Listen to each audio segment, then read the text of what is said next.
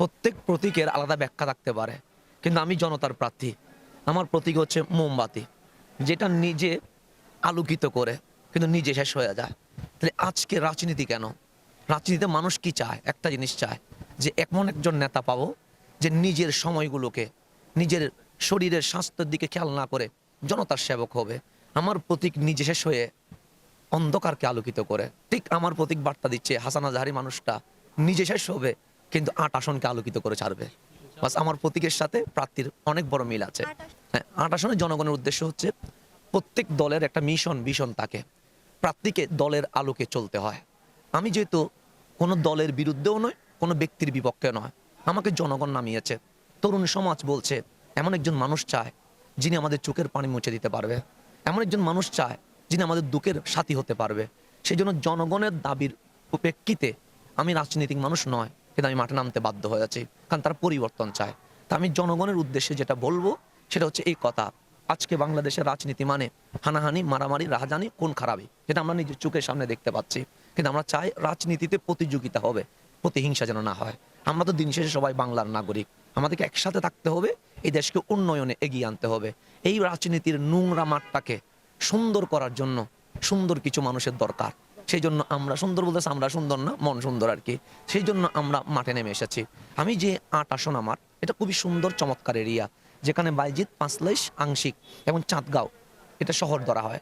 বোয়ালখালীর যে ব্রিজটা পার হবেন কালুরঘাট, সেটাকে বোয়ালখালী গ্রাম ধরা হয়। শহর আর গ্রাম মিলে আমার আসনটা সাজানো হয়েছে।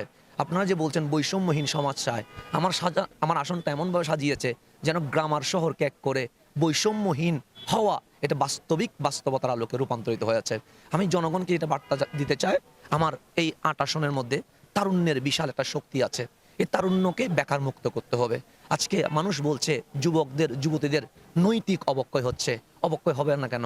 তাকে যদি আমি এই সম্পদটাকে যদি আমি বেকার করে দিই, এই সম্পদটাকে যদি আমি নষ্ট করে দিই, এই সম্পদটাকে যদি আমি স্লোগানের মধ্যে ব্যস্ত রেখে আমি নির্বাচিত হওয়ার পর যদি খবর না নিই, এটার যদি চরিত্র হনন না হলে হনন হবে কার? সে কারণে এই তরুণ তরুণী সমাজকে বেকার মুক্ত করার জন্য আমার ইস্তাহার থাকবে। এইদের জন্য আমি আইটি সেন্টার খুলে একটা আইটি প্রশিক্ষণের ব্যবস্থা করব, একটা শহরে আর একটা গ্রামে। ইনশাল্লাহ আমি অলরেডি চুয়েটের সাথে কথা বলেছি, কারণ আমরা কথাই নয় কাজে বিশ্বাসী। এর মাধ্যমে আমার তরুণ তরুণী সমাজ দেশে বসে বিদেশে কি করতে পারবে? জব করতে পারবে। আমার ৮ আসন এটা শিল্প কারখানা এলাকা, এখানে অসংখ্য বাহিরের মানুষ এসে জব করে, কিন্তু আমার ৮ আসনের মানুষ জব পায় না। কেন? তাদের অভিজ্ঞতা নাই, তাদের প্রশিক্ষণ নাই। তো একটা কলকারখানায় যিনি দিবেন উনি তো লাভের আশায় দিবেন, তো যে কাজ জানে না তাকে তো জব দিবে না। সেই কারণে যুব উন্নয়ন যেটা আছে, এর মাধ্যমে আমার তরুণ তরুণী সমাজ এবং যারা বেকার আছে তাদেরকে প্রশিক্ষণের মাধ্যমে আমার ৮ আসনের যে কলকারখানা আছে সেখানে তাদের চাকরির ব্যবস্থা ইনশাল্লাহ করা হবে। কারণ যে উপযুক্ত হয় তাকে চাকরি খুঁজতে হয় না, তাকে চাকরি এসে খুঁজে নেয়। এভাবে করে আমরা ইনশাল্লাহ রেডি করব।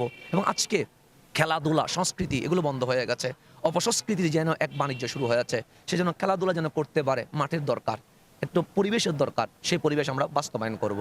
আমার এই ৮ আসনে অন্য ধর্মের মানুষ আছে, যাদেরকে অনেকেই সংখ্যালঘু বলে। আমি সংখ্যালঘু বলার পক্ষে না। আমি মুসলিম হিসেবে যেমন বাংলার নাগরিক, তিনি হিন্দু হোক, বড়ুয়া হোক, খ্রিস্টান হোক, উনিও বাংলার নাগরিক। আমাদের অধিকার থাকবে সমান সমান। সেই জন্য আমি যেই রাজনীতি করি সেটা হচ্ছে মদিনার সনতের আলোকে রাজনীতি।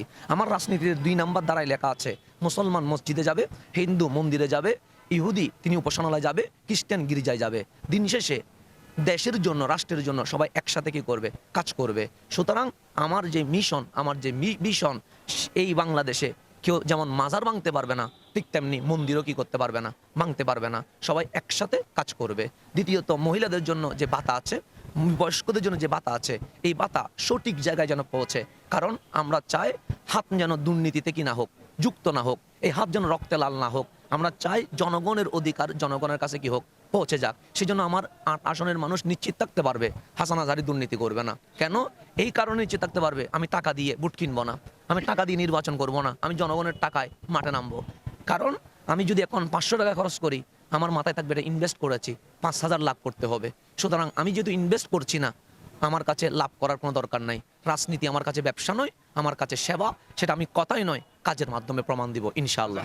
নির্বাচন পরিবেশটা কেমন দেখছেন, আর এখন লেভেল প্লেইং ফিল্ডের বিষয়টা কেমন দেখছেন? নিরাপত্তার বিষয় কোনো নির্বাচন সুষ্ঠু হবে কিনা এটা যদি বলেন, আমাকে জিজ্ঞেস করেন, আমি হতাশ ১০০%। কেন? যারা আমাকে নিরাপদ দিবে তারা তো নিরাপদ নয়। এই যে চট্টগ্রামের সলিমপুরে একজন র্যাবকে হত্যা করা হয়েছে, তো ওনারা কারা? যারা আমাদেরকে নিরাপত্তা দিবে। তো তাদের জীবন যেখানে নিরাপদ নয়, তারা খুনের শিকার হচ্ছে, ওনারা আমাদেরকে কিভাবে নিরাপত্তা দিবে, সেটা আমার আশঙ্কা রয়েছে। 2 নাম্বার, নির্বাচনে কার্যক্রম শুরু হওয়া থেকে শুরু করে ওসমান হাদি থেকে শুরু করে আজকে পর্যন্ত রাজনৈতিক মতাদর্শের ভিন্নতার কারণে দিন দুপুরে খুন করা হচ্ছে, হত্যা করা হচ্ছে। এই হত্যার যে মিছিল শুরু হয়েছে, এই মিছিলে দাঁড়িয়ে কোনো জনগণ বলতে পারবে না এই নির্বাচন সুষ্ঠু হবে। তবে আমি আশাবাদী। কেন?